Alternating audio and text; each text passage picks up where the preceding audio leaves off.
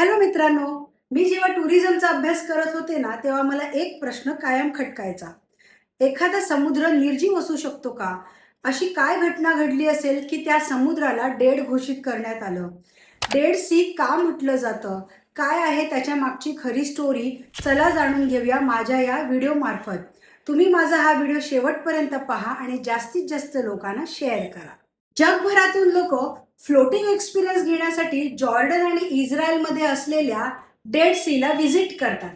या डेड सीचं वैशिष्ट्य म्हणजे तुम्ही पाण्यात पोहू शकत नाही. कोणीही पाण्यात उतरलं की ते फ्लोटिंग करतात. हे पाणी आपोआप वर ढकलतं. ह्याचं कारण असं की नॉर्मल समुद्रामध्ये 3.5% मिठाचं प्रमाण असतं, पण या डेड सीमध्ये 34% मिठाचं प्रमाण आहे. म्हणजे एवढं जास्त मीठ आहे की पाणी जड होतं आणि आपल्याला आपोआप वर वर ढकलतं, आपण तरंगतो.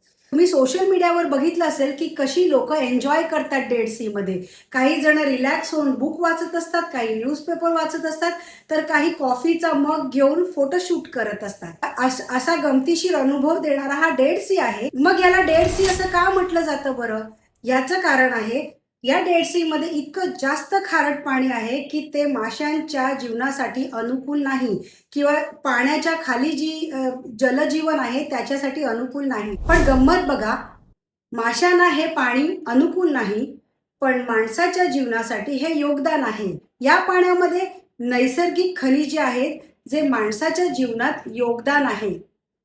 जगभरातली लोक आपल्या त्वचेचा उपचार करण्यासाठी इकडचा मड म्हणजे चिखल हा घेऊन जातात आणि इकडे नॅचरल स्पा सुद्धा करतात.